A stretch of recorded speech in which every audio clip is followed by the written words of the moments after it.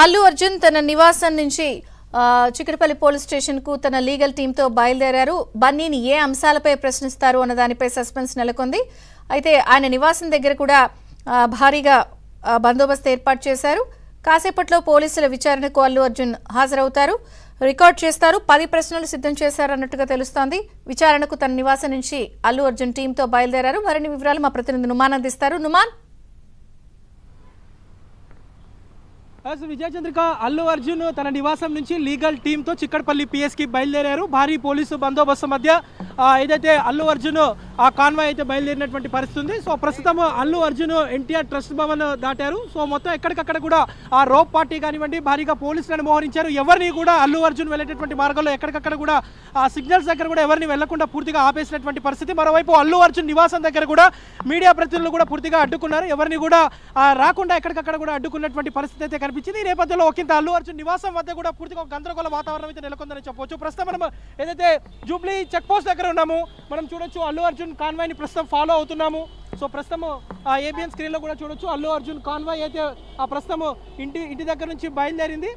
అల్లు అర్జున్ తో పాటుగా ముందు ఎస్కాట్ గా దాదాపు ఒక 4 వెహికల్స్ ని పెట్టారు.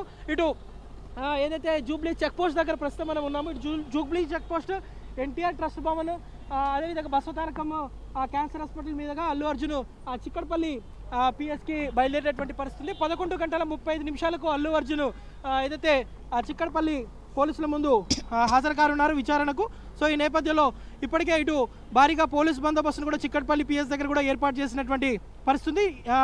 లీగల్ టీంతో ఉదయం నుంచి చర్చించినటువంటి అల్లు అర్జున్ పోలీసులు అడిగేటటువంటి ప్రశ్నలకు ఏం సమాధానం చెప్పాలి ఏంటి అనే దాని మీద కూడా పూర్తిగా లీగల్ టీం అల్లు అర్జున్ని కూడా పూర్తిగా గైడ్ చేసినటువంటి పరిస్థితి ఉందని చెప్పవచ్చు. సో కాసేపట్లోనే అల్లు అర్జున్ చిక్కడపల్లి పిఎస్ దగ్గరికి చేరుకొనున్నారు. సో విచారణలో భాగంగా ఏదైతే డిసెంబర్ 4వ తేదీ రాత్రి జరిగినటువంటి విషయాల గురించి పోలీసులు ఏదైతే అల్లు అర్జున్ క్వశ్చన్ చేస్తారు. సో అలానే అల్లు అర్జున్ స్టేట్మెంట్ కూడా రికార్డ్ చేస్తారని తెలుస్తుంది. సో ఇది విచారణే కాబట్టి అల్లు అర్జున్ మధ్యాహ్నం 3-3:30 వరకు తిరిగి మళ్ళీ ఇంటికి చేరేటటువంటి అవకాశం అయితే ఉంది. సో ప్రస్తుతం అల్లు అర్జున్ వెళ్తున్నటువంటి మార్గం ఏదైతే ఉందో సో ఆ మార్గంలో పూర్తిగా ఎక్కడికక్కడ కూడా పోలీసులు అయితే ఆంక్షలు విధించారు. అభిమానులు వచ్చేటటువంటి అవకాశం ఉంది. ఎందుకంటే గత 2 రోజుల క్రితం అల్లు అర్జున్ ఇంటి మీద ఏదైతే OUJC నేతల దాడి కూడా జరిగింది. దాంతోపాటు దిష్టి బొమ్మలు కూడా దహనం అవుతున్నాయి. అల్లు అర్జున్ చేసినటువంటి వ్యాఖ్యలు వెనక్కి తీసుకోవాలంటూ కూడా ఓవైపు ప్రజా సంఘాలు కానివ్వండి ఇటు కాంగ్రెస్ నేతలు కూడా ఒకంత అల్లు అర్జున్ తీరుకు వ్యతిరేకంగా కూడా